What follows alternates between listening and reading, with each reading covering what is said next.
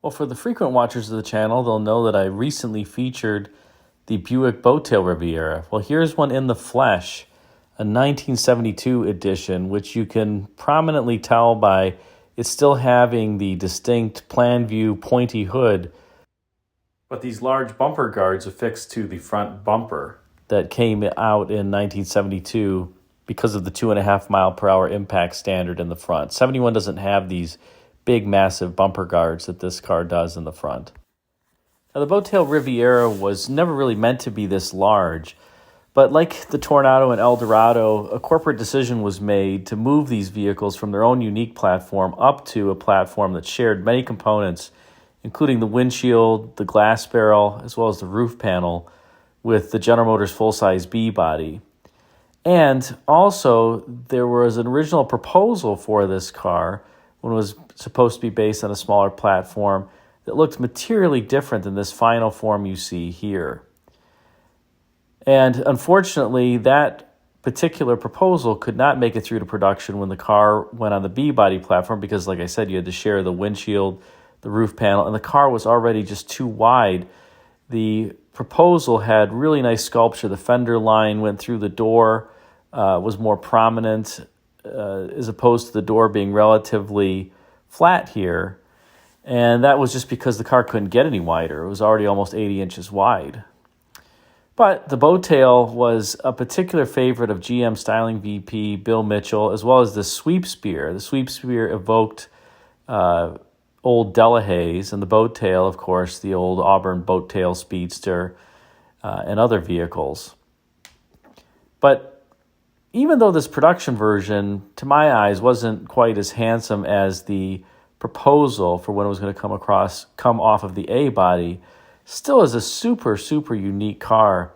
This one does have the road wheels, does have the cornering lights, you can see up front as well, a cloth interior, a vinyl roof, and particularly handsome, especially given that it's sharing all these components like I just pointed there, the windshield, the cowl, the glass barrel with the full-size B bodies. You really wouldn't know. This one does have a cloth interior. Most of them were vinyl, so this is pretty unique. The driver-centric instrument panel wraps around, as you can see. It's really got almost a dual cockpit theme, similar to the old Chevrolets. But all the divisions except Chevrolet for General Motors in 1971, when these full-size cars came out, had some form of a wraparound instrument panel. Here you can also see there's no trunk louvers on the back, and the rub strip has been added that I just pointed to for 1972. That's how you can identify the 72 from the 71, that rub strip, no trunk louvers, as well as the big bumper guards in the front and a larger bumper versus the 71. In 73, the Boattail would have to get toned down both front and rear when the federal bumper standards mandated 5 mile an hour crash in the front, 2.5 mile per hour in rear.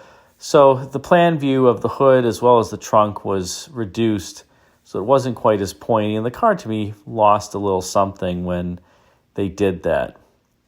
Now, unfortunately, in 1974, the Riviera lost its Boattail and got a new rear end treatment.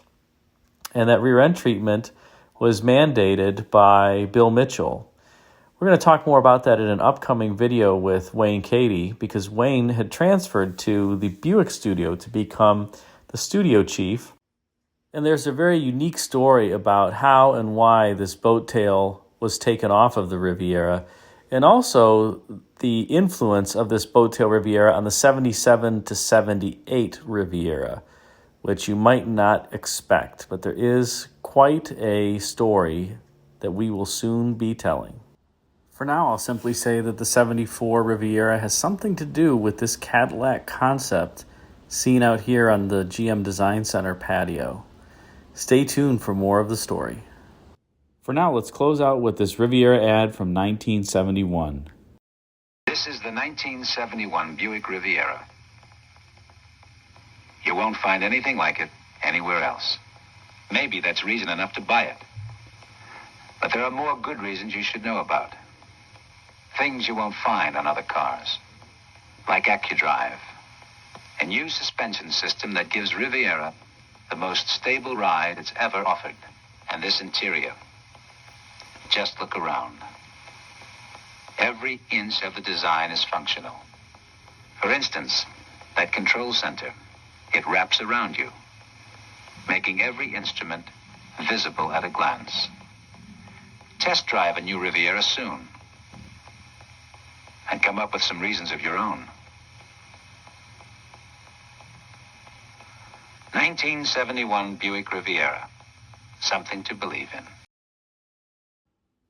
Thanks for watching this video on the 1972 Buick Riviera. If you enjoyed it, be sure to like, comment, and subscribe. And until next time, check out the video thumbnails at bottom left and right for some suggestions for you. Stay tuned for more videos from this car show, the Lambda Car Club Car Show in Michigan, coming up shortly.